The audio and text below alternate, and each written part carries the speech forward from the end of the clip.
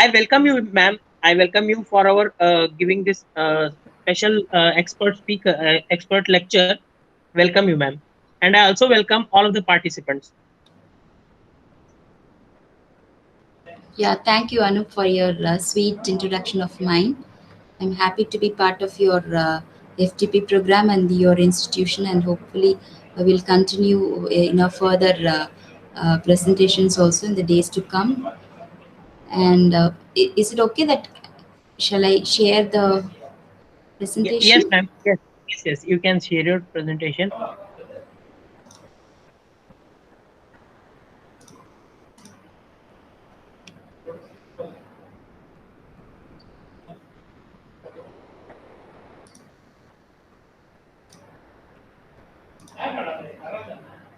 Is it okay now?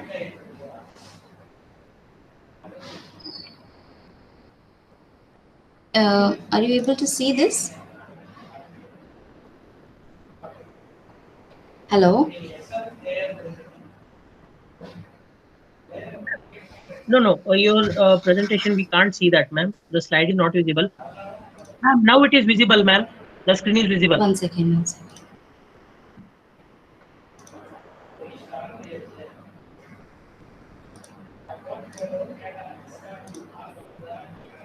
Ma'am, the screen went away, ma'am. Just now it was visible. Now it went away.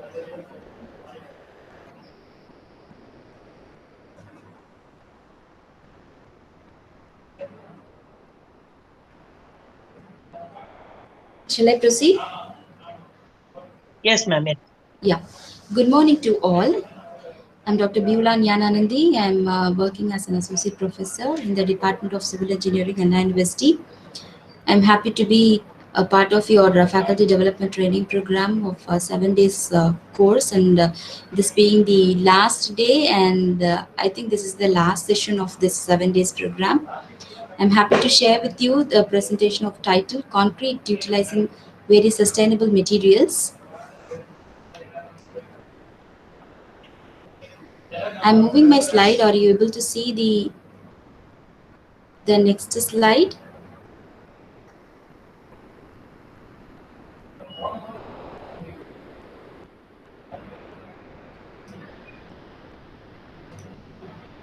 Yes, we can see Yeah. it. The Yes, history of the we are on the pozzolanic second slide. materials.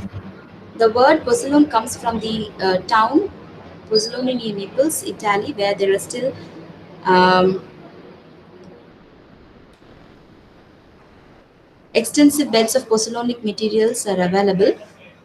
Romans in ancient times produced a hydraulic binder by mixing lime with the soil, which contained pozzolana, which is the pozzolanic ash from the volcanic ash. In the ancient times, pozzolana was used to enhance the properties of lime mortar and concrete. The various types of pozzolanic materials are shown up here. They can be subdivided into the naturally occurring pozzolanic materials, which comes from the volcanic mineral deposits and sedimentary rocks as their origin. They can be included from the clays, shales, opaline materials, volcanic tuffs, and pumicides rocks. These are various forms of rocks from which you can find the pozzolanic materials in a large quantity. The artificial pozzolanic materials includes fly ash, silica fume, powdered brick, burnt oil scale, granulated blast furnace slag, rice husk ash. These are the byproducts or the wastage from various industries which contains large quantity of pozzolanic material inside it so that they can be used as an alternative material in concrete. The pozzolanic materials are globally used in the production of PPC, which is the pozzolanic Portland cement. Replacing the cement helps in reducing the amount of carbon dioxide releasing inside the atmosphere, and it helps in controlling of the global warming as we are controlling the emission of CO2. The Portland Pozzolana cement has a low heat of hydration, which enables the civil engineers to use it in a mass concreting project. Now, coming to your green concreting or the sustainable concrete, it is made with the use of waste material as one of its component. The agricultural and industrial waste as replacement materials in the concrete have Dual advantage of a better way of waste disposal and cost reduction. The production process of green concrete doesn't lead to environmental destruction, as using the extensive energy in its production and less CO2 emission than the conventional concrete. The various application of the green concrete includes mass construction projects like bridges, dams, and retaining walls. It is broadly used in building industry, in building construction, and in road constructions too. Coming to the advantages, they are used in the green concrete. We use the local available materials and the recycled materials, thereby reducing the CO2 emission. The green concrete reduces the environmental pollution. It has good thermal resistance and acid resistance capacity. It is economical compared to the ordinary concrete. It has better workability than conventional concrete. Green concrete not only helps to solve the disposal problems, but also the because of its heat of hydration is lesser. The green concrete is significantly lower and it can be used as an alternative to the ordinary concrete. Coming to the disadvantages, it has very less split tensile strength compared to the normal concrete. It is, even though it is eco-friendly material, the cost increases when we use stainless steel instead of the mild steel. The detailed life cycle analysis of green concrete by considering different parameters must be understood before we fetch into the usage of this. Again, water, which is a very scarce substituent, which is very scarce. The supplementary material for water is not yet found, so the absorption is high compared to the conventional concrete in the usage of water in the green concreting. The waste material used in the production of the green concrete includes, they can be subtitled or subdivided into the forms with industrial and other byproducts. These, in the industrial waste, these materials are the byproducts we can get from industries like GGPS, which is the ground granulated blast furnace slag, which is obtained from the iron industry. The fly ash, which can be F class or C class, obtained from the powdered coal burning plants. The silica fume, which is the byproduct produced during the manufacturing of silicon metal or ferrosilicon alloys. The red mud is a byproduct which is available during the Bayes process in aluminum production. Coming to the agricultural waste, these are some of the listed out agricultural waste which can be used as an alternative to cement, which has high pozzolanic material inside it. The rice husk ash. The rice husk ash is a byproduct of agricultural waste which is generated in the rice mills. Coconut husk ash, which is the obtained from burning of coconut husk in controlled environment inside an electrical furnace at 500, 600 to up to 700 degrees centigrade. The groundnut shell ash, this is obtained from the groundnut shell. The sugarcane bagasse ash, the fibrous residue of the sugarcane after crushing and extraction of the juice is recognized as the bagasse, and it is reused as fuel for heat generation, which leaves behind the ash, which is called as the sugarcane bagasse ash.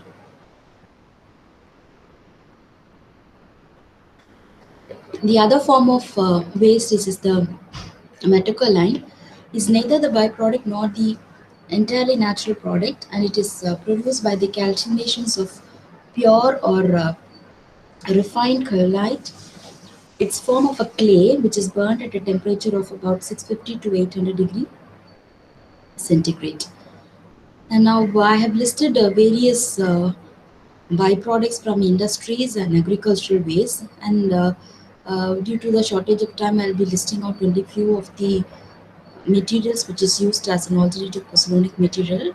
The first one we can see about the ground granulated blast furnace slag, which is said to be as the GGPS. So it is the ground granulated blast furnace slag byproduct of from the manufacturing of pig iron industry. The iron ore, coke, and limestone are fed into the furnace, and the resulting molten slag floats above the molten iron at a temperature of about 1500 degrees centigrade to 1600 degrees centigrade. The molten slag has a composition close to the chemical composition of the Portland cement. The molten iron is taped off, and the remaining molten slag, which consists of mainly the siliceous and the aluminous residue, and water is quenched rapidly, and the formation of the glassy granulate is found. This granulate is dried, ground, and then whatever is required size, it is powdered, and the fine particle is used as a replacement to cement. This blast furnace slag concrete mix having various cement replacement level up to 30% they have tried in various research works, and the slag concrete with 30% cement replacement has shown 90% higher compressive strength compared to the ordinary Portland cement, and the high volume slag which is used as a replacement of cement in any construction provides a lower impact on the environment due to the carbon dioxide emission which is reduced considerably, and environmentally friendly material is also enhanced. The use of the slag reduces the amount of cement content as well as the heat of hydration in a mortar mix. So the construction work with the slag concrete becomes economical and also environmentally safe.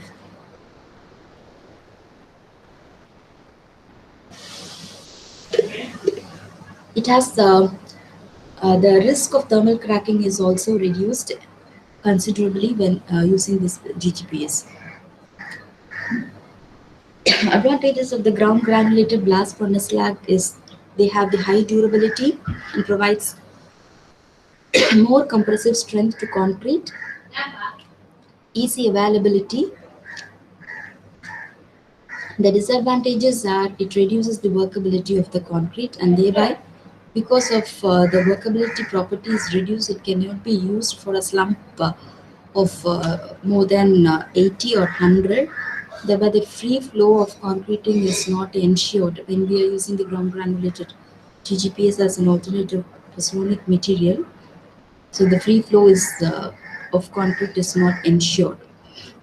The risk rice husk ash, which is normally we call it as RHA. The rice husk ash is agricultural waste which is produced in millions of tons.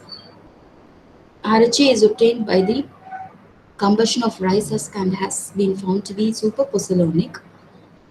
Due to the growing environmental concern and the need to conserve the energy and the resources, utilization of the industrial waste as supplementary cementing material has become an integral part of the concrete.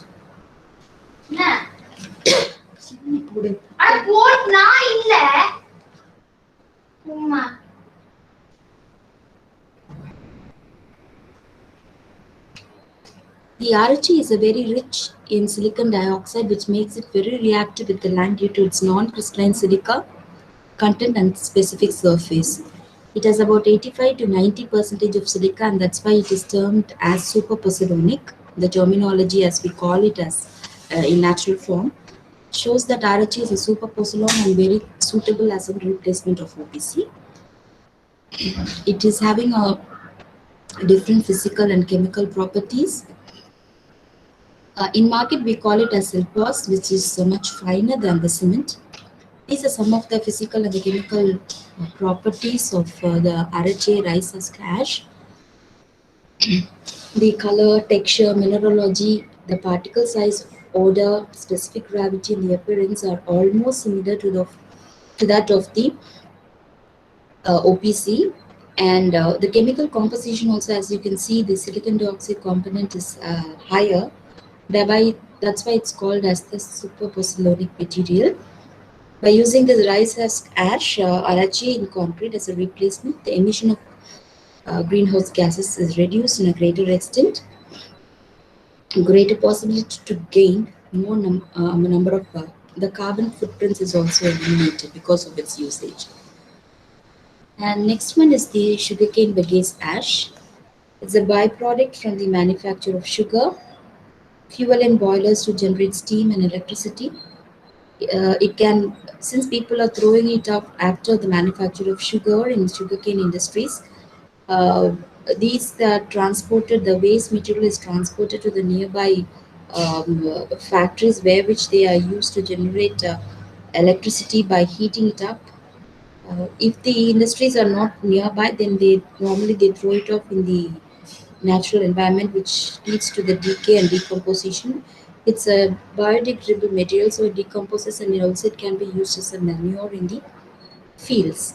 It causes the main problem of this sugarcane bagasse is the disposal problem, as it even though if it is disposed in the natural environment, it decays and it evolves, or the smell, it smells very, the stinky smell which is unbearable in the natural environment, and which is a great problem to the concerned, great problem with related to the disposal issues. So using the waste as a pozzolanic material to replace cement can reduce the consumption of cement, helps to solve various environmental issues caused by the cement production. As you can see, 1 ton of sugarcane generally approximately 26% of bagasse and 0.62% of the residual ash. The crystalline structure of the bagasse ash is the figure which is shown on the top slide. You can see the bagasse is converted into an ash in the incinerator, and the color, the texture of the material is changed from one form to another form, and the normal cementitious color is evolved after various stages of its incineration.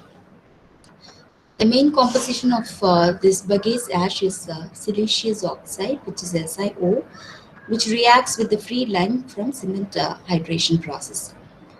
Uncrystalline silica oxide has reactive properties. For determining the amorphous properties, the specimens are burnt at different temperatures and duration.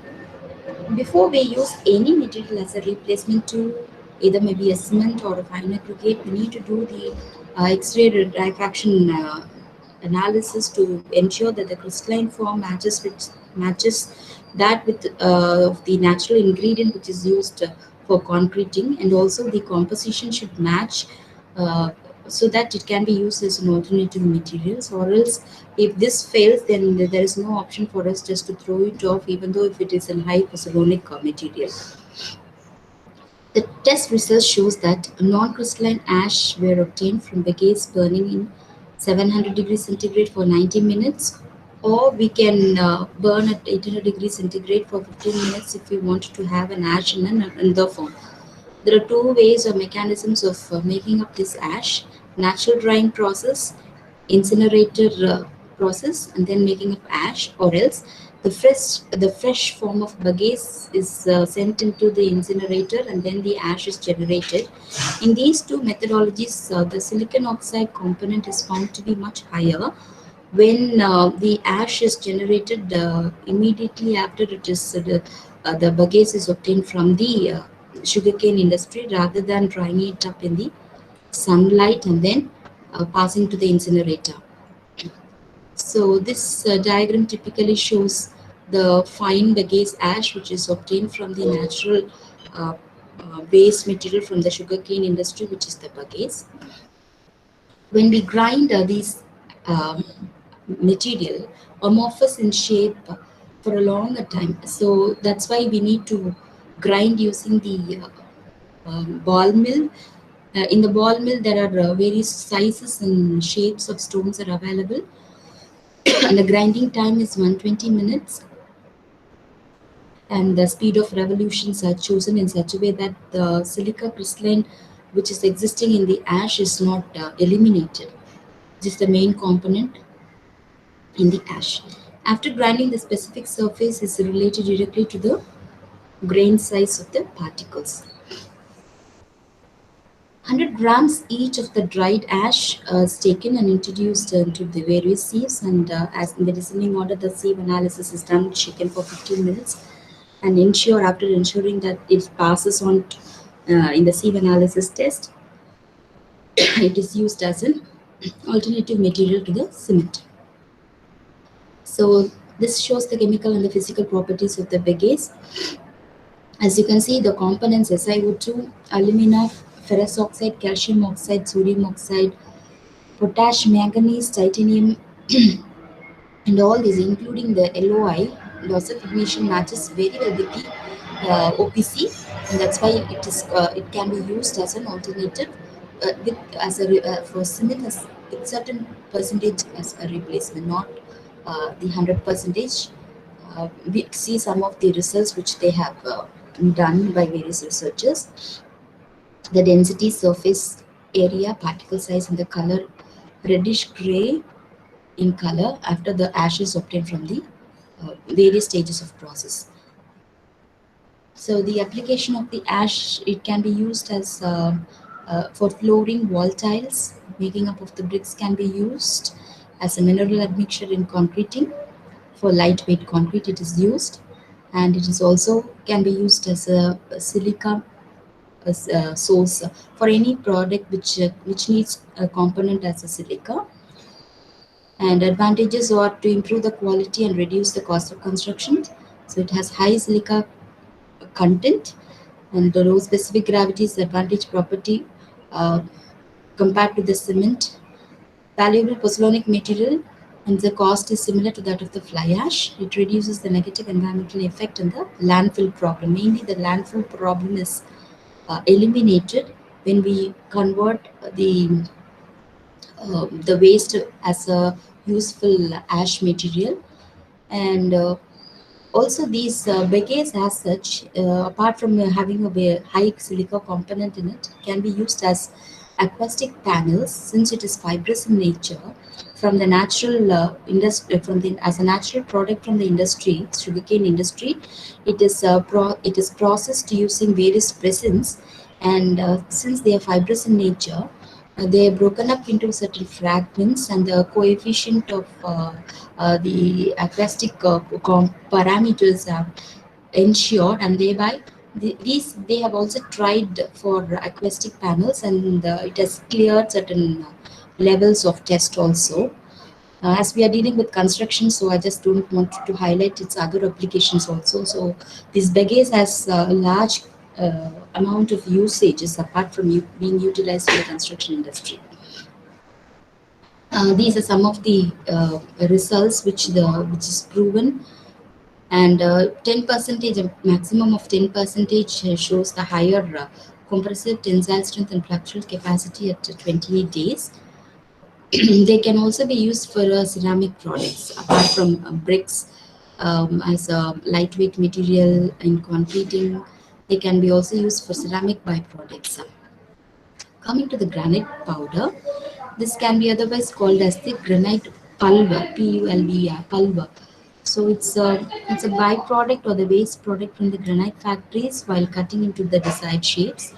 So GP is a waste product locally available where the granite industries are located, and it belongs to the igneous rock family, which is having a compressive strength of more than 200 megapascal. So granite industry produces around 18 million tons of waste per annum around the world. The physical properties of granite pulver is more or less similar to that of the natural sands, and people have tried in earlier researches. They have tried utilizing this granite pulver as an alternative in the natural to the natural sand. GP is locally available waste material, hence it is possible to make economical concreting. And in recent past, people they have also tried utilizing GP as an alternative material to cement, as the main chemical properties matches with that of cement. According to the referred journals, GP is a good alternative material for fine aggregates due to its physical properties as shown below. The specific gravity, the finest modulus are shown as a 2.83 and 2.43. The water which is used to easily cutting of the granite stones so that the dust is mixed up with water and available in a slurry form. It is advised that the GP has to be passed on to the weathering before it is used as a replacement in concreting. This is the semi-analysis result, scanning electron microscope analysis form of the granite pulver. So, from the microscopical studies of various images, it is shown that it is proven that it can be used as an alternative to cementitious material. And from the previous um, photographs, this SEM analysis and the EDAX analysis is passed on to the software, which is called as the match analysis.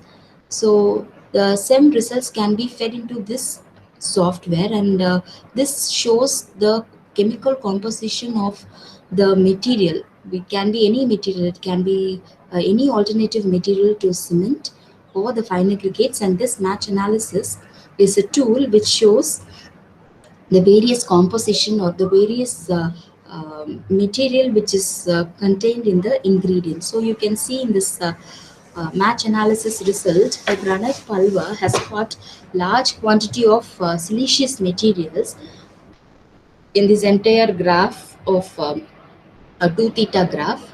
So therefore this can be used as an alternative to cement, and which is also proven to be good at to a certain percentage of level. So here you can see the pore structure, which is very uh, critical in the natural form of concreting in the control specimen. And after 28 days of replacement of cement with 15 as a 15 percentage replacement with cement using the granite pulver, the CHS gel which is formed is shown clearly in these two SEM analysis photographs. As because of this CHS gel formation, the enhancement or the strength is ensured. An enlargement of the molecular particles ensures that the compressive strength is increased or it is maintained even though the cement is replaced using granite pulver up to 15 percentage. So it has passed the result, and because of this gel formation and the crystalline nature in its ultimate strength, this can be effectively used as a replacement to cement also. There are two ways of testing any material which can be used as an alternative material either to the cement or the fine aggregates. One form of test which normally we do is the fresh properties of concrete and then hardened properties of concrete. So the fresh properties of concrete includes the various tests which I have shown. So 5%, 10%, 15 and 20% have been tried, and 15 has shown to be the optimum level in the preliminary fresh concrete properties.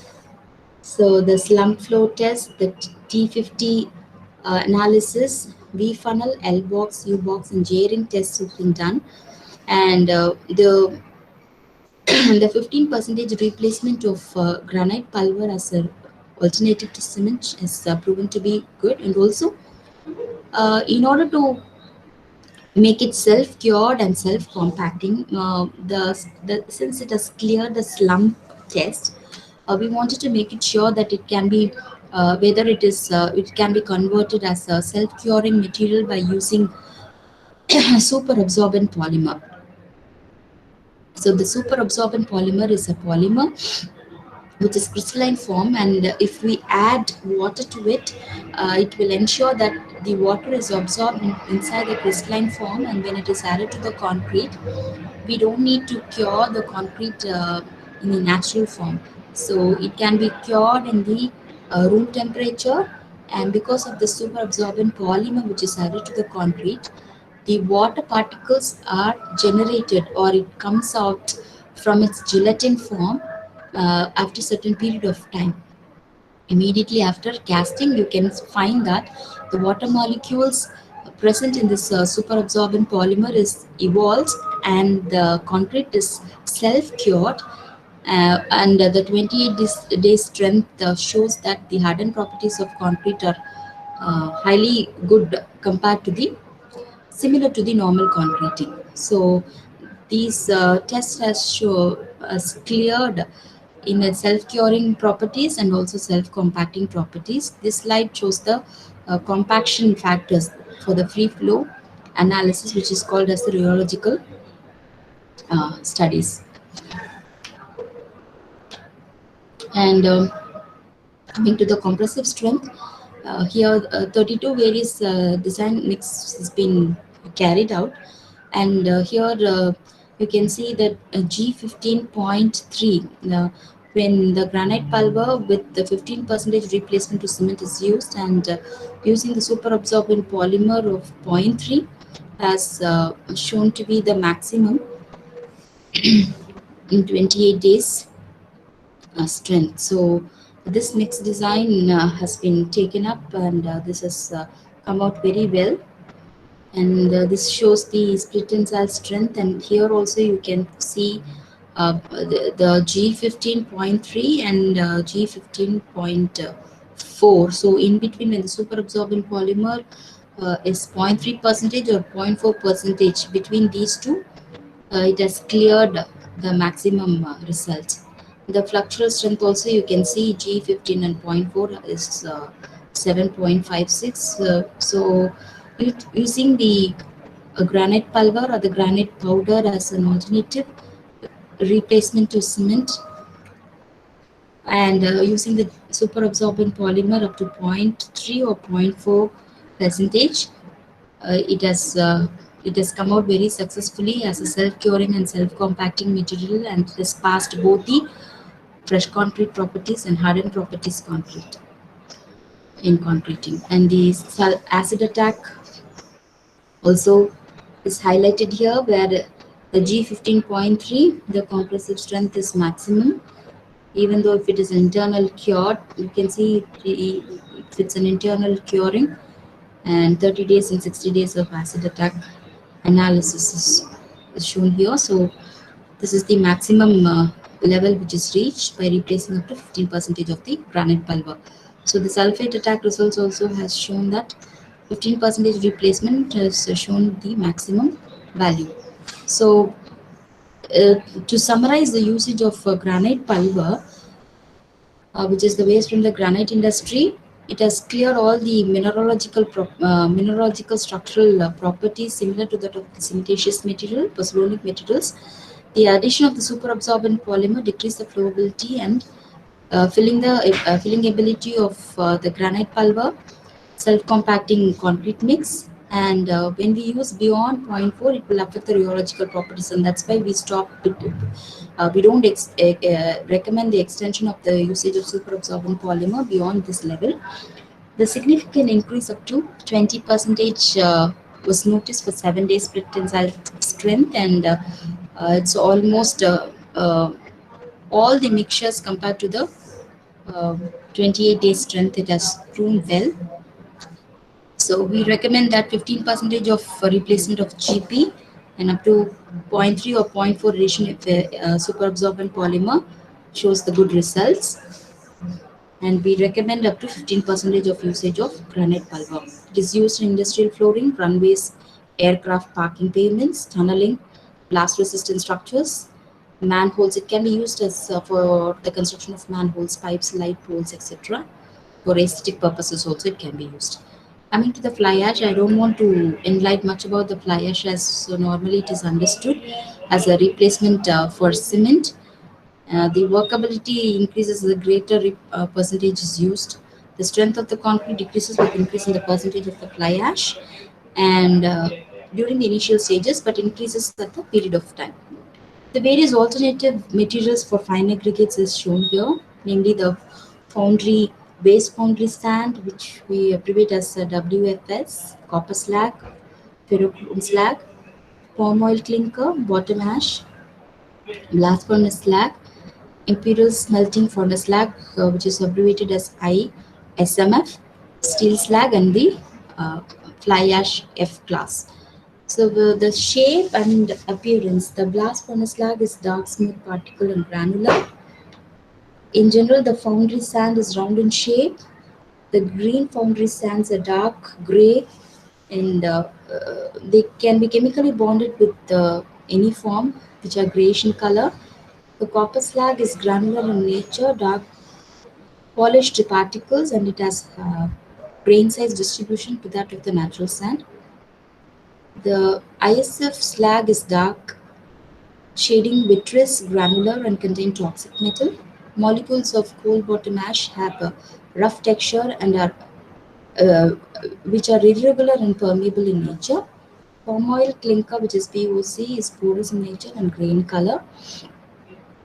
When we talk about the particle gradation, the grain size distribution of the copper slag is 75% particles lies between 1.18 mm and zero point 0.3 mm. The waste foundry slag uh, with 85 to 95 percentage lies between zero point 0.6 to 0.15 mm. For the steel slag, the particle size is uniform with 83 percentage, which lies between zero point 0.6 and 0.15. And for the POC, which is the palm oil clinker, it is 46 percentage, lies between 1.18 to 0.075 millimeters. So these are the various particle size gradation of ISF, water mash, and the various industrial waste. Uh, any form of industrial waste should they should lie between zone 1 or zone 2, except the foundry sand and the steel slag.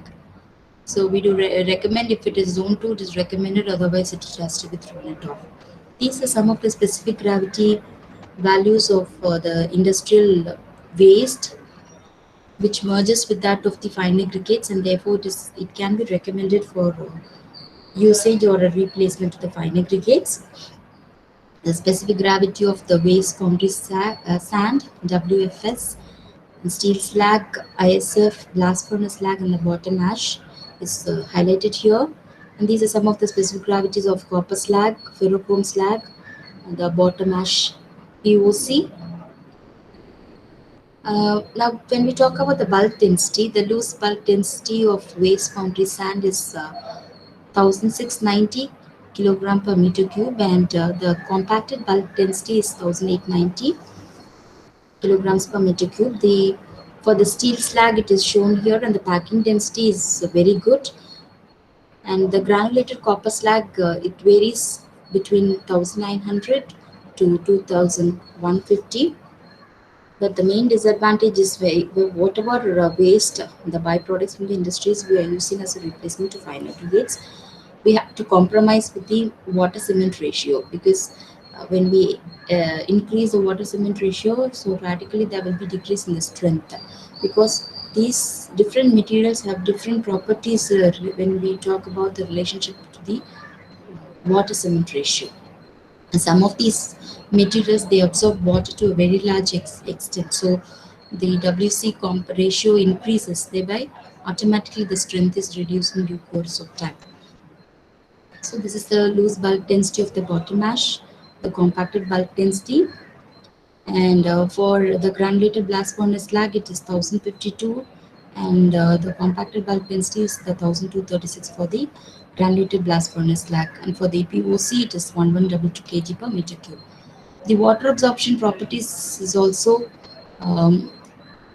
so for all these WFS, copper slag, or the ISF, steel slag, granulated blast furnace slag, and bottom ash, and the POC, palm oil clinker, uh, the water absorption capacity is considerably higher for copper slag, and the it is the highest for the copper slag, and it is the least for the foundry sand. So you can see marginally the usage of these waste materials, and we have to compromise with the water cement ratio um, in order to make sure that we use as a replacement for the fine aggregates. The chemical properties of the industrial waste are shown here. Uh, the waste foundry sand, it has a silica content covered with a slim film of burnt carbon remaining as a binder, and dust. The copper slag has as a component of iron oxide up to 53.45 percentage, and the ISF has got 38.33 percentage of ferrous oxide. And for the bottom ash, it differs basically upon the type of the coal which is used, since it is a byproduct from the coal industry, and it is made out of silica, iron, alumina with a little quantity of magnesium, calcium, and sulfate. The chemical constituent of steel slag differs with the furnace type, grades of steel, and pre-treatment process. The steel slag constitute SiO2, calcium oxide, ferrous oxide, aluminum oxide, magnesium oxide, manganese, and potassium.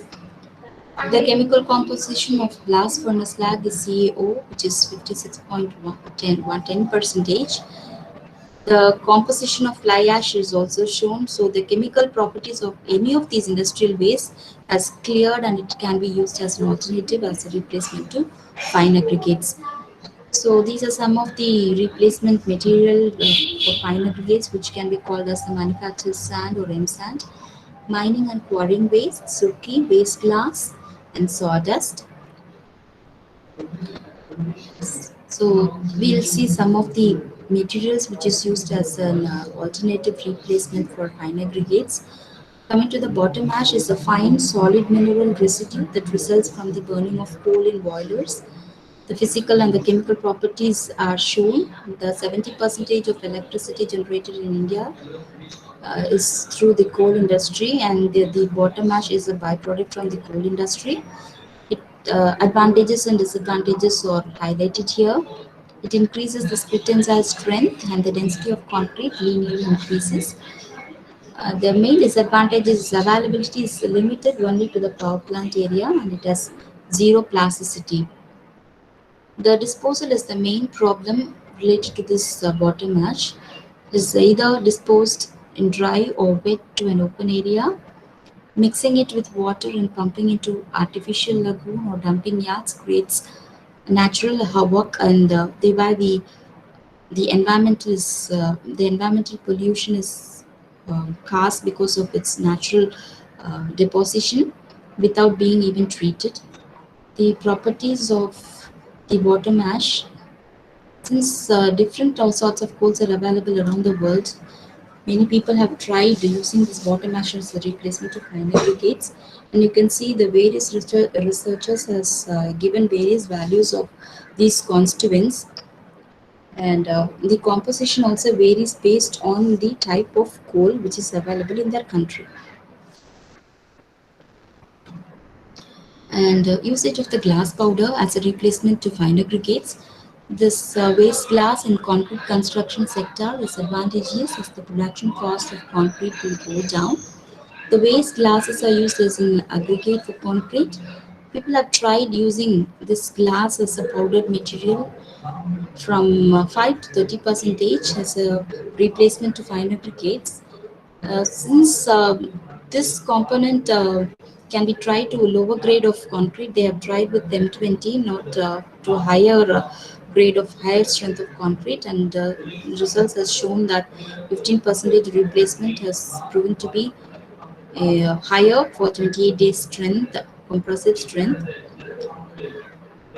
And the alkali silica reaction, considered one of the most aggressive types of concrete pathology that can appear due to the use of glass aggregate. The consequences of reactions can lead to excessive deformation and loss in resistance, and also as well as durability and stability properties. It increases the compressive strength of concrete, tensile strength is increased. The main disadvantage of glass powder is the compressive strength is decreased as the age of curing increase. It does not change the properties of concrete. So it's a non-biodegradable material, and so we have to treat it before it is thrown out into the natural, uh, naturally. Before this disposed naturally, it needs to be reused, recycled to avoid natural problems. It's a inert material, so they has to be crushed into fine powder as a replacement to sand. They are used as a glass sand.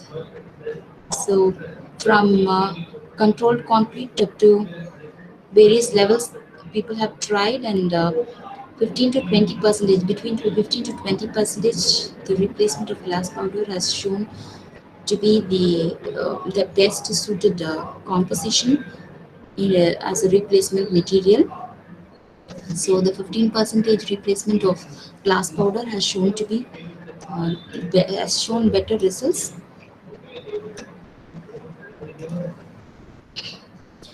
When we compare the cost, the ordinary concreting, the total cost comes around 4,850, and if we are replacing up to 15 percentage of glass powder, the cost comes around to 4,750. So thereby, almost 100 rupees is reduced when we use the glass powder as a replacement.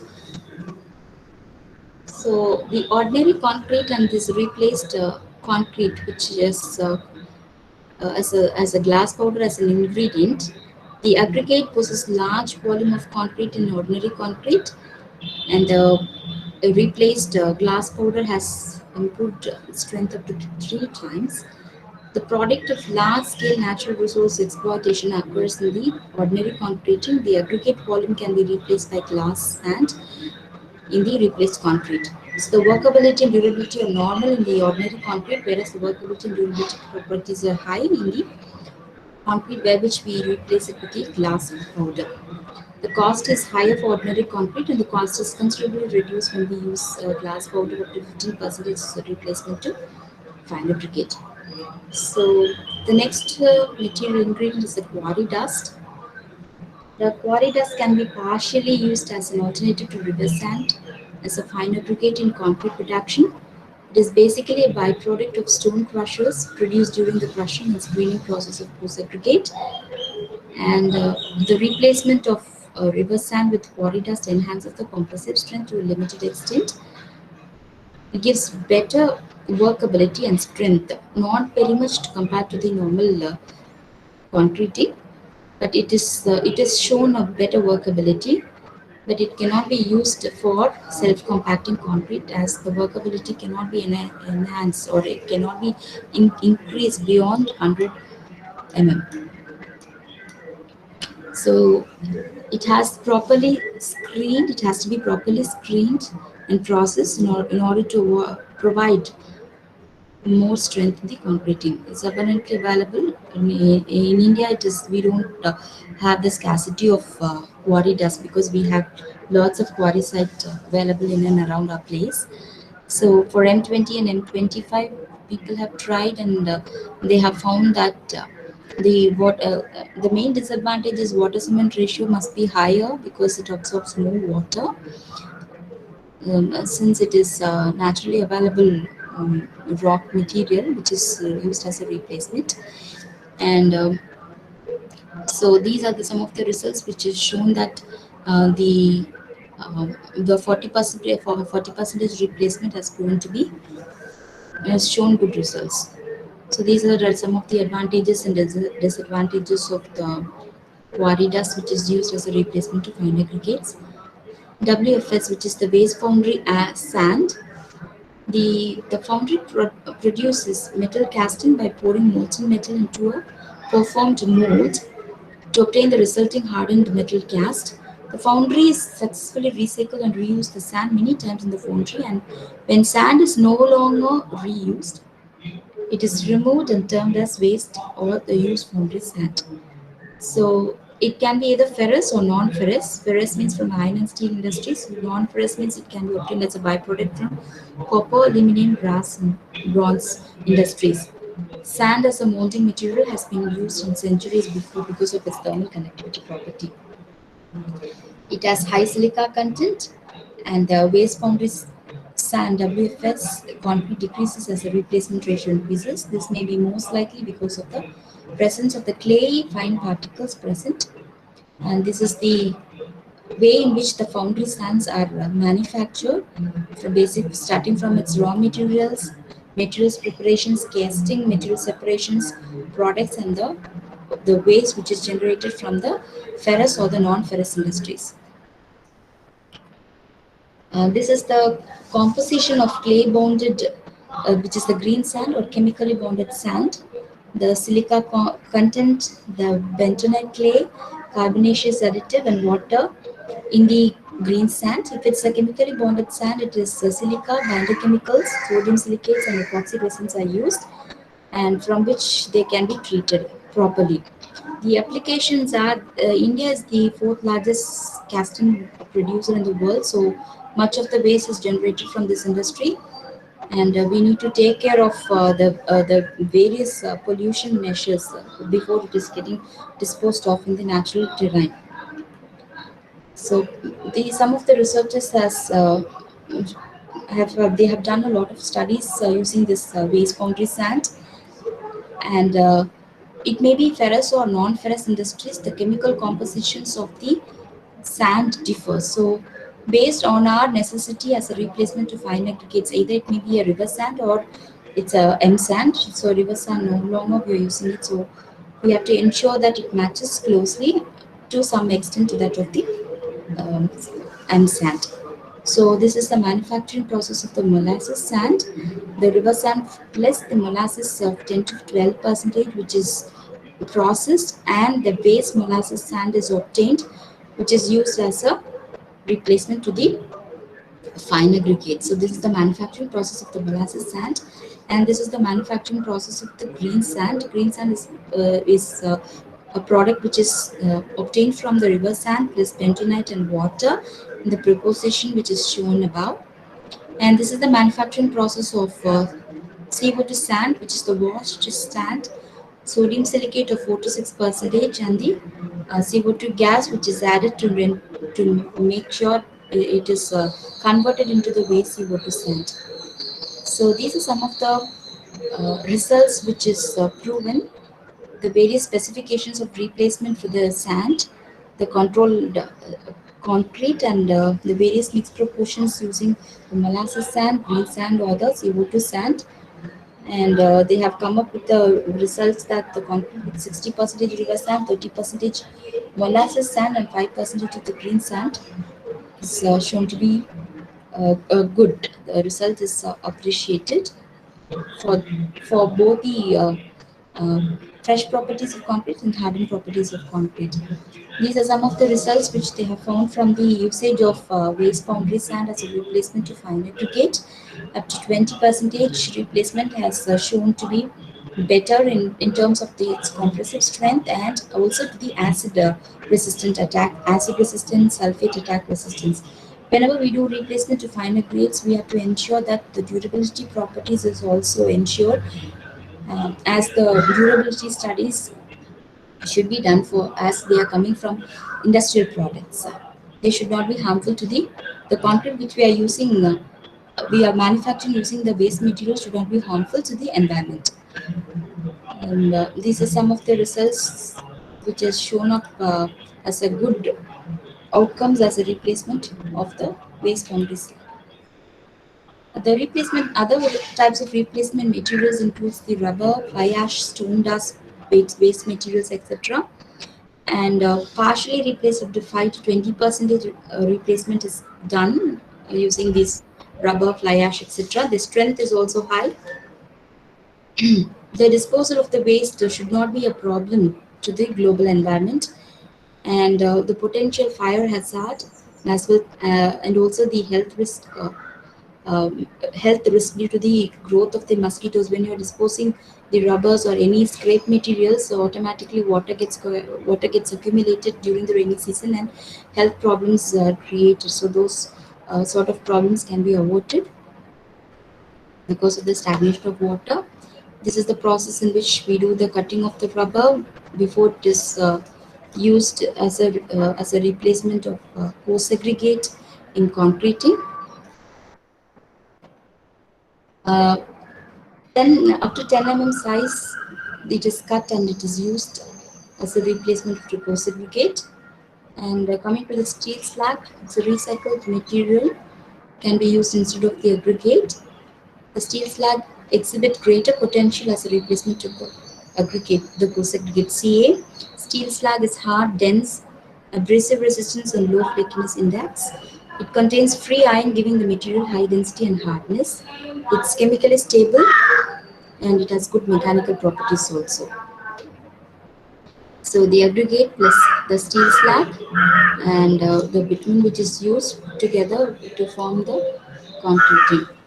So the steel slag produces high quality aggregate which benefits the asphalt materials in various forms. Rather than using it as a concreting, it can be used for road construction purpose also. These are some of the properties of using the steel slag as a replacement to coarse aggregates. The cement rubber wood ash of 0% to 10%, and also utilizing the crumb rubber up to 8% and waste tile pieces up to 8% people have tried. And since these are of natural form, they absorb water to very large extent. So it becomes necessary for us to ensure that the water cement ratio is not increased, and thereby we have to maintain the strength of the concreting. So thereby we use the super plasticizer chloride free brown colored liquid increase the workability to increase the workability, as these are the natural products which is mixed to the concreting, the thrown of waste materials in different forms. So these are the material properties of rubber wood ash, the finest and specific gravity properties, and you can find the it specifically falls with the zone 2 so that it can be used as an alternative material. The slump is also uh, much higher. The compaction factor is also good considerably, so we can reach up to 100 mm. Since we are using, even though we are using the super plasticizer, we are not able to reach the slump about 100. So workability is said to be as medium, and using this rubber wood ash RWA, these are some of the results which pertains to the usage of rubber wood ash, which is shown that it is the considerably the 20th strength is good. So these are some of the composition they have tried using the M sand, crump rubber, crushed stone wood, and waste tile pieces. See, people they've used almost many of the waste as an alternative to fine aggregates and post aggregates. So whatever may be the waste materials, which is before it is thrown out into the natural environment, we should ensure that it is used in a considerably useful manner. The slump obtained is in the range of 25 to 75. It's not the slump is not medium; it is low. But anyway, we can use it for the purposes where this sort of slump is required. The workability properties is also slightly decreases when we increase the base material, and the mixed proportion is shown here. So the when the cement is replaced up to 5% and the fine aggregates of the crump rubber to 2% and the coarse aggregate to 2% of the tile pieces, the compressive strength is shown to be higher. So these three materials is used as a replacement to fine aggregate and the coarse aggregate put together. So this is a good invention where which we are using the thrown off material as a useful alternative material in construction. Coming to the demolition and the construction waste. The demolition waste is the waste of dead mortar, concrete, stones, and other building materials. They are generated during the construction of the demolition of any building. It consists of non-biodegradable and inert materials such as stones, concrete, mortar, metal, wood, plaster. These wastes are heavy, bulky,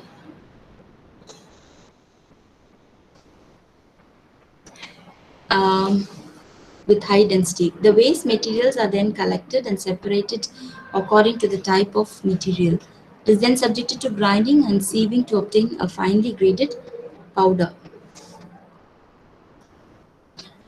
The advantages of demolition waste are it increases the compressive strength, recycling of waste is achieved, it's an eco-friendly, cheap and easily available.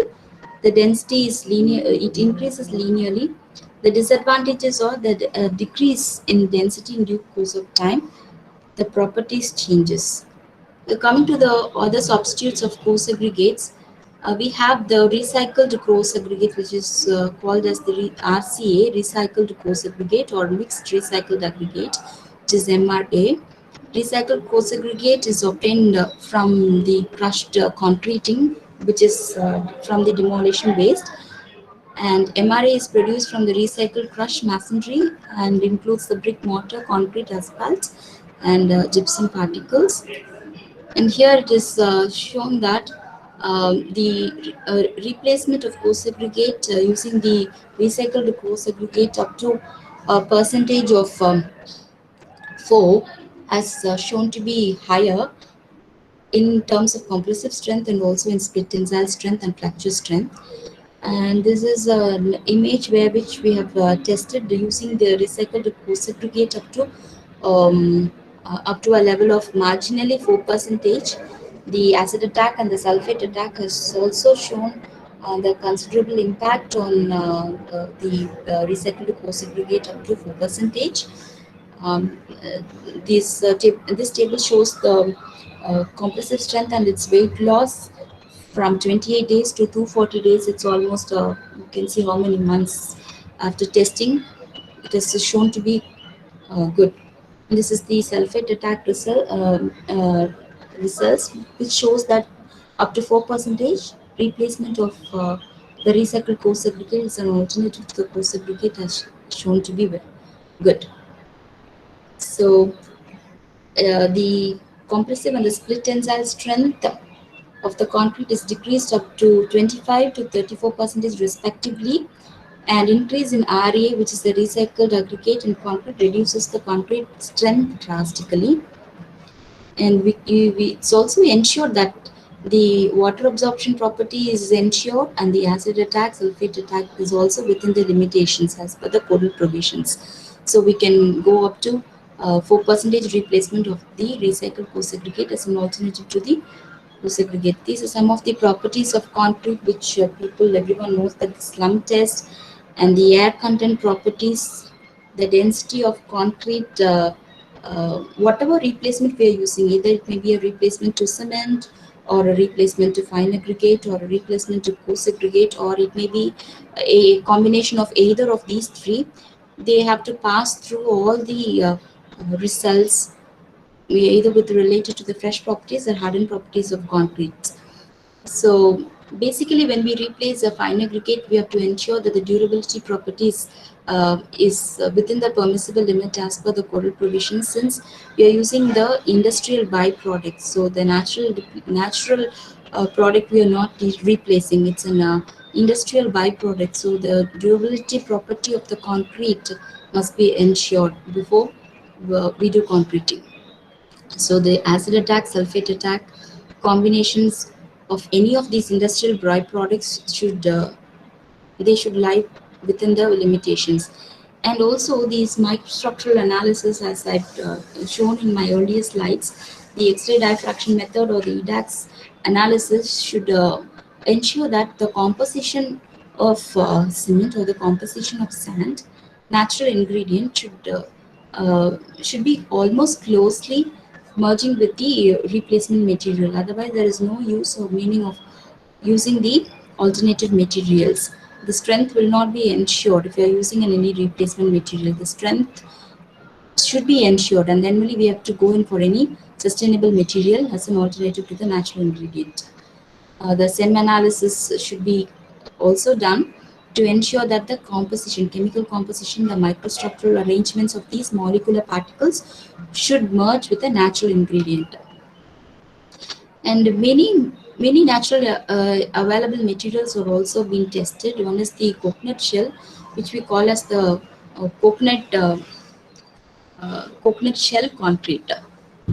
Coconut shell concrete can be used as a the coconut shell can be used as an alternative to coarse aggregate, or it can be converted into an ash form, and it can be used as an ash in replacement to fine aggregates. But the ash should pass through the zone 2 results, otherwise it cannot be used.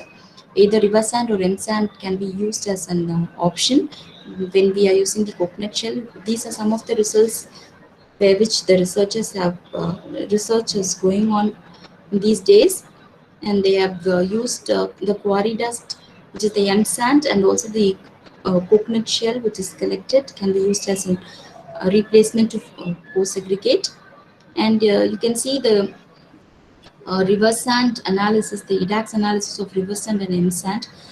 So they are much more similar in this energy graph representation. The silicon component, calcium component, almost similar. So this option, the river sand, can be easily substituted as an M sand. So before we find an alternative to the river sand, we have to ensure that they have to pass through the chemical analysis, the composition analysis, and that's why the EDAX test have been done.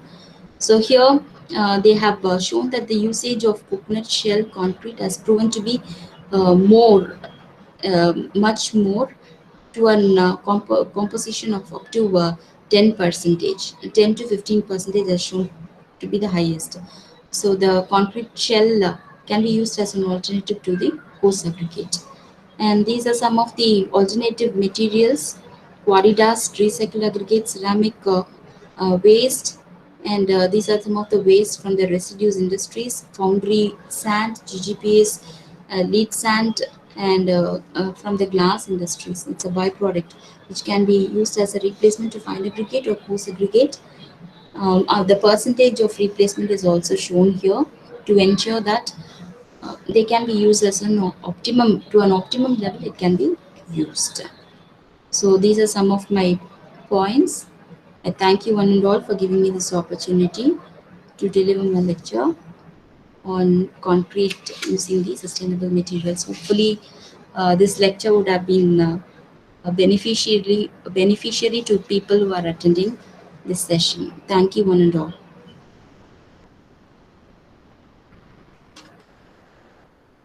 Anup, shall I wind off?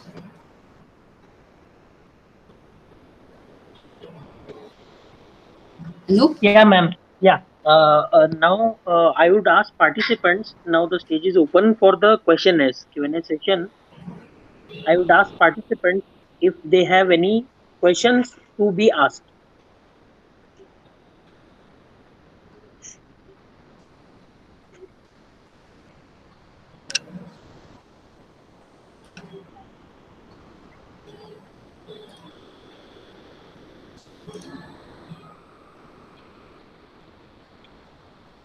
Dear participants, now the stage is open for the questionnaires.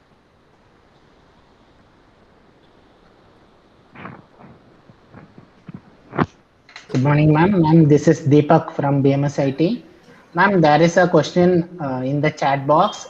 Rakam Abhinay has put a question. Ma'am, can you suggest what is the material that can be giving higher strength if I replace fine aggregate in self-compacting concrete? Kindly refer to the chat box, ma'am. There is one question there.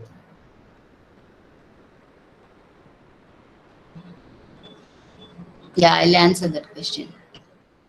Yes, ma'am.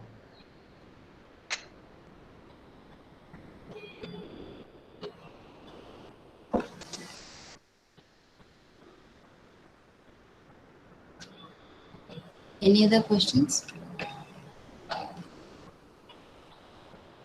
Ma'am, I do have a question, ma'am. Deepak again. What will be a optimized mix when we consider only the cement, fine aggregate and coarse aggregate with water only, ma'am, not with any other alternative materials, with the basic materials only? Then what would be a optimized mix, ma'am? Optimized mix for what grade of concrete? Say nominal concrete, ma'am. For us, it is M30 is the required concrete that we normally adopt in the structural members inside. So for M30 grade of concrete, what will be a optimized mix that you would suggest for SCC, ma'am? For SCC? For SCC, ma'am. With the nominal materials only, ma'am. With the availability of cement, sand, and coarse aggregate and water. Okay, so for self-compacting concrete, if you can see, the natural ingredient which is used is cement, fine aggregate, which is the river sand, and the Yes, coarse ma'am. aggregate is the natural Okay, so natural ingredient which is used. So the mixed proportion which I would recommend, which I have seen in my previous works, people have tried with one is to the water cement ratio is 0.45 and up to 2.5 percentage and 2.87 percentage.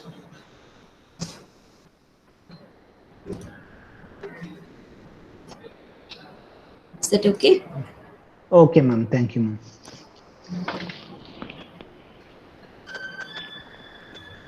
Okay. Uh, Ma'am, there was one another question. Mm. Can we use fly ash bagasse? I mean, bagasse ash. Okay, can we use bagasse ash as supplementary cementitious material? Yeah, I have shown in my presentation. Bagasse ash can be used as a replacement to cement. Up to hello. Yes, yes. Okay. Yeah, Yes, it can be used yes, yes. Up to. up to up to 10 percentage, and it Okay. varies with respect to your grade of concrete also. The bagasse ash can be used as a replacement because it's a pozzolanic material. It is used as a replacement to um, a cement. So based on your grade of concrete and the sand, which can be in a river sand or in M sand, it varies, right? So here for Yes. M25 or M20, maximum of 10 percentage, it has come out well in the earlier researches. And still usage of bagasse ash is going on. Why? Because as I told you in my presentation, there are two ways or two mechanisms by which it is the ash is generated. One is you can sun dry the ash for a certain period of time so that the moisture content is eliminated, and then thereby you can incinerate and then the ash is produced. But in other case, you can produce the ash in the as a natural form. The waste which is produced from the sugarcane industry, it is it is passed to the incinerator as such before it is sun dried. And they have shown the results have shown that the silicon component is higher when we use the ash from the industry as such before it is sun dried. But that Okay, ma'am. process is little costlier, and so uh, we don't recommend that. So we dry the bagasse ash in the natural sun, and then we do the uh, pass to the incinerator stage, and then the ash is manufactured, as we do normally here in Chennai. And also, as I told you, this bagasse ash can also be used as for acoustic panel members, since it is fibrous in nature. They can be used as acoustic panels also, as a wall panels. And you have these bagasse is one form of fibrous in nature. It's a waste product. And similar to this bagasse, which is fibrous in nature, we can also use the sisal fibers or the hemp fibers. I hopefully people will know about the hemp fiber and the sisal fiber. The hemp plant is the plant which grows by itself in the natural area where the water is available in plenty. So this hemp, they absorb the water from the natural terrain so that the water table level is reduced. This hemp plant is not an eco-friendly plant. And also the sisal plant, you would have seen in the places where it grows like a lotus. This is also a plant which absorbs the water and it depletes the water table level drastically. So these natural plant, which is not an eco-friendly plant, the hemp and the sisal fibers, they can be converted into the fibers. The plant can be cut, the stem can be cut, And then they can be used as a ingredient in concrete also. They have proved that the ductility factor of these using these two fibers is higher. The ductile property is higher. The durability property is also considerably higher in the case of hemp fiber compared to the sisal fibers. As one of the people were asking about the fibers, I just wanted to say in Tamil, we call it as the hemp. I don't. It's a natural. In the river basin, you can see that it absorbs the water to a larger extent.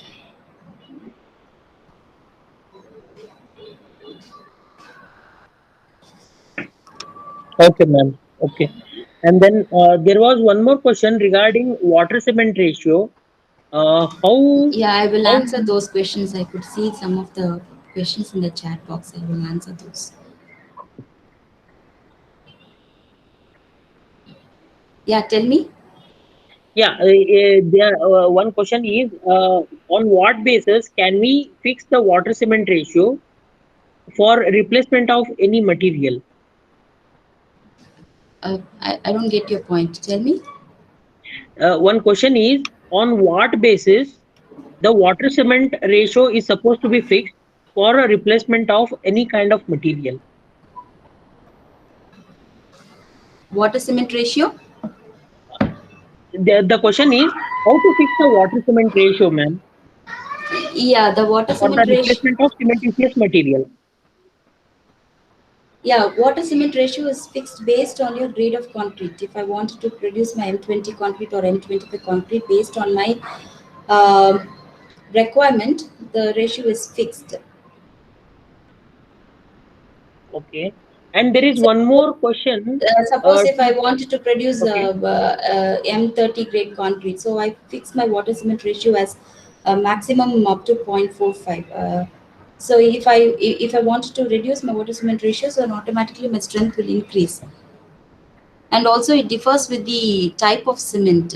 You can use ordinary Portland cement or um, PPC. And the grade of concrete or the grade of cement which you are using also, it depends. Uh, Say for example, if you are using M to M30 grade concrete, for by one trial itself you cannot find you cannot ensure that by using 0.45 water cement ratio, my 28 day strength will be 37 megapascal. I cannot ensure. By one trial I cannot ensure.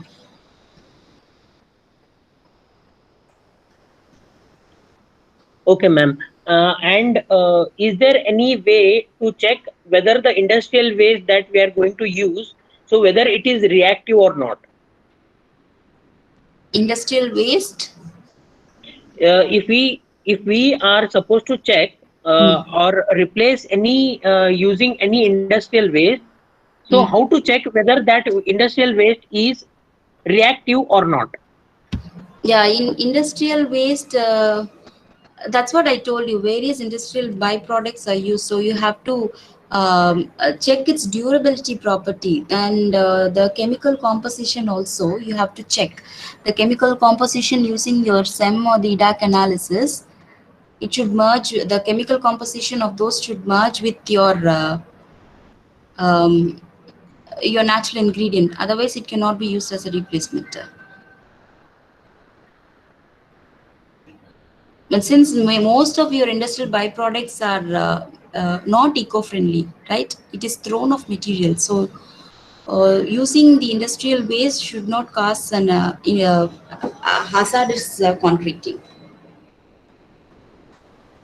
Okay, Okay, okay, ma'am. Okay, I it think there should are no not be more questions. it should not be hazardous. Whatever replacement you are using, either for fine aggregate or a cement or a coarse aggregate, it should not be detrimental to the environment. You have to ensure that it has cleared your the cleaner technology methodologies also. I hope so. I have answered the questions in the chat box. So if anything is required, Okay, ma'am. I think there are no more questions. And I would express my warm gratitude that you accepted to give this expert talk in very short time, ma'am. Now, Yeah, okay, it's my uh, pleasure. Thank you. now we have our head of department with us, Professor Rajkumar sir. Sir, if you would share your thoughts.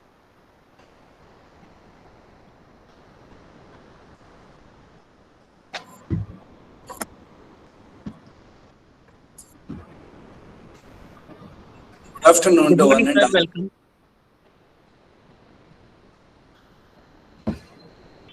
Yeah, good afternoon to one and all.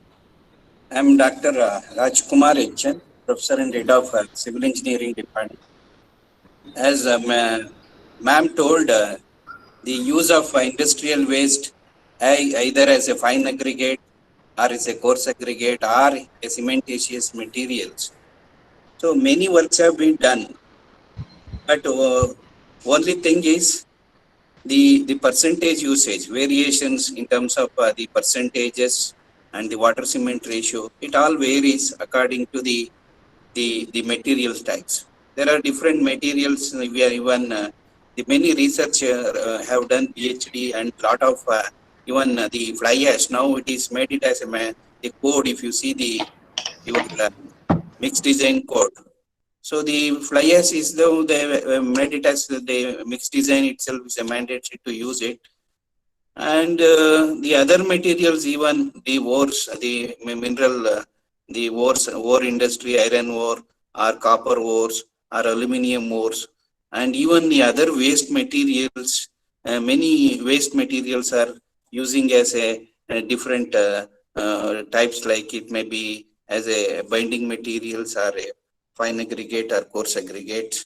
If you go through the literature, so that you can understand.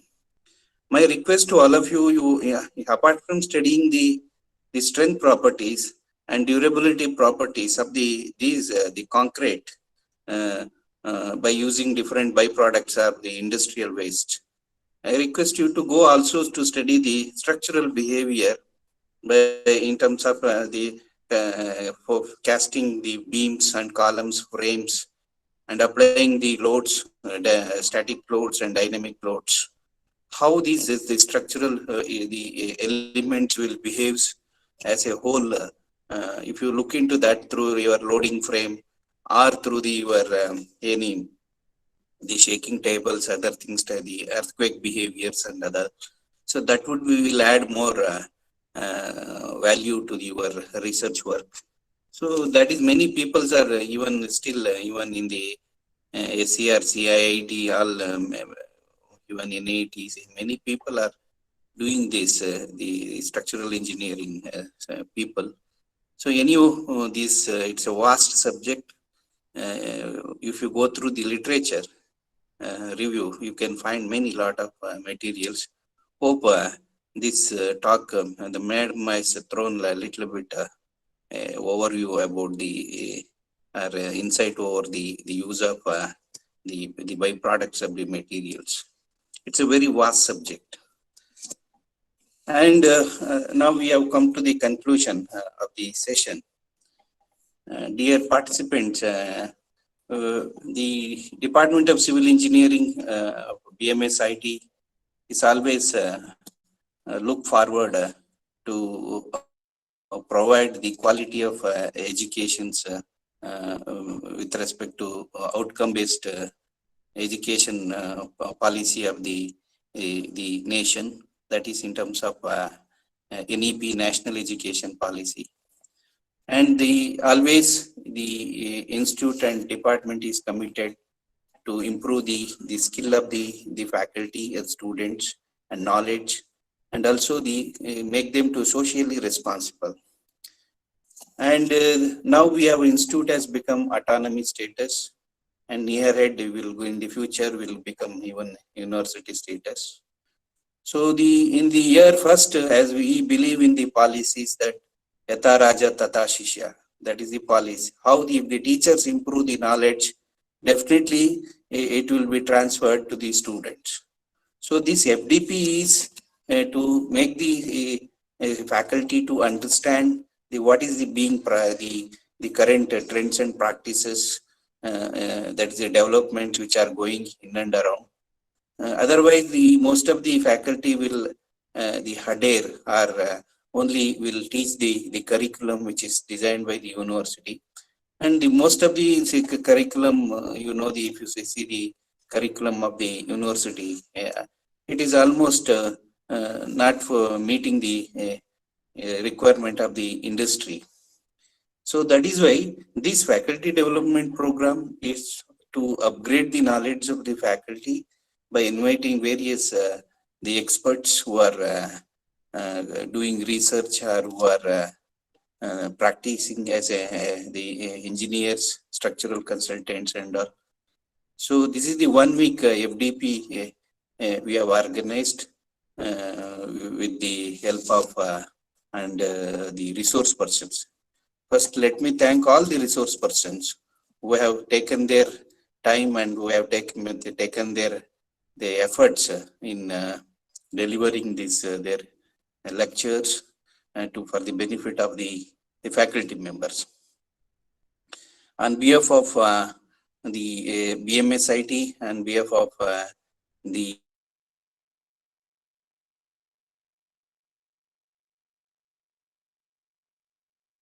your supports and even for your involvement in all these 1 week faculty development programs.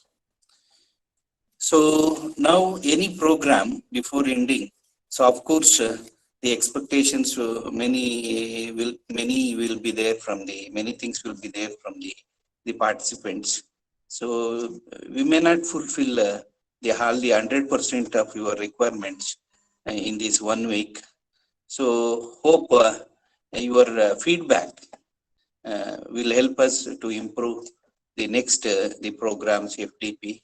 I request all the participants to give your valuable feedback so that in the near future we can improve our the FDP or any kind of the activities.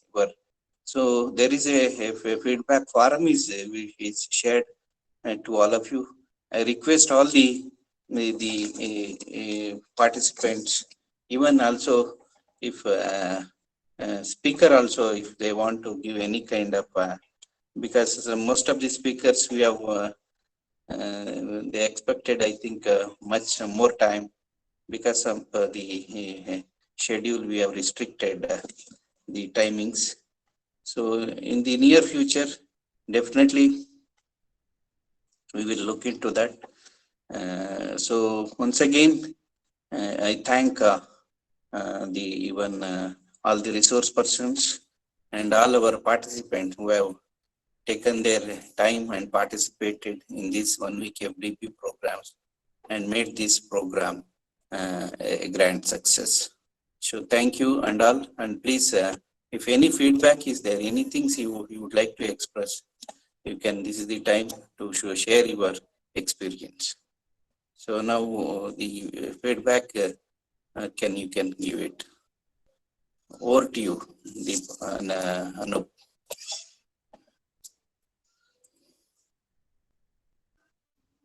Okay, thank you, sir. So we have shared the feedback form there. So participants can give the feedback. Yeah.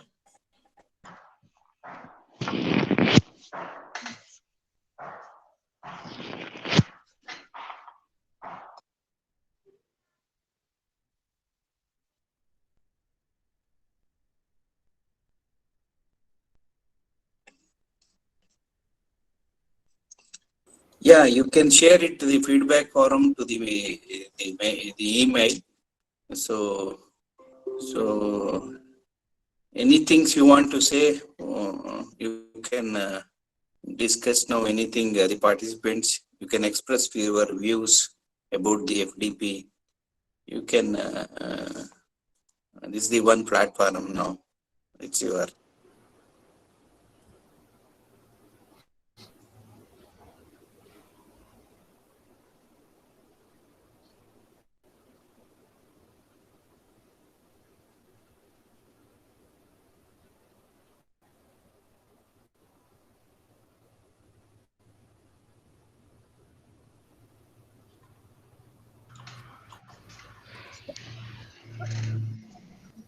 Good afternoon, Anandal.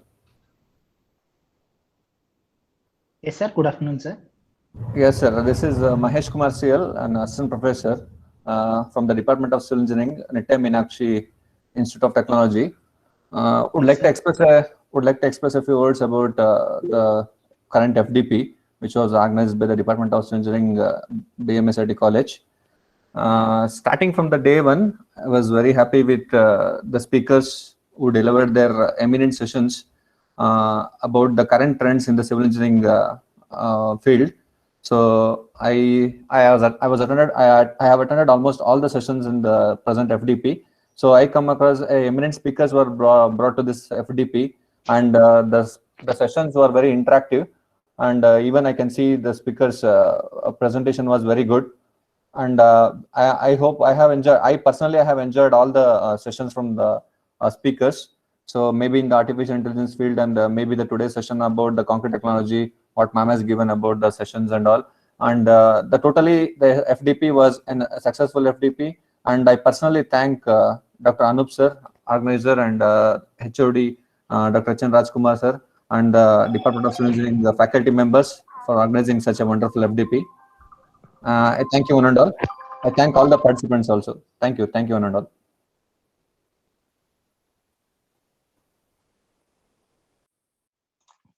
Thank you very much, sir. On behalf of the team BMSIT and behalf of our civil department, behalf of all our faculty members and our other technical assistants who supported in bringing up this faculty development program for this whole 1 week, who supported in us in every ways, we thank them all. With this, we will wind up our session of FDP program, and we are about to tell that we will organize soon a better, bigger, larger span FDP program, like more than 1 week or 2 week program with some sponsorship with the same title, Current Trends on Civil Engineering, where there will be different, almost all the majors will be covered in that particular FDP program. Hopefully all of you people will join in that also. Kindly, and I also thank all the participants who were present in all the sessions. Almost 45 to 50 participants, they were present in all the sessions. Thank you all. And the respective forms and certificates will be sent to your personal email IDs, the registered email IDs. Thank you all. Thank you all. With this, we will wind up our program. Thank you, HOD sir. Thank you, Anup sir. We will now sign off from the meeting. Thank you, Ananda. Thank you.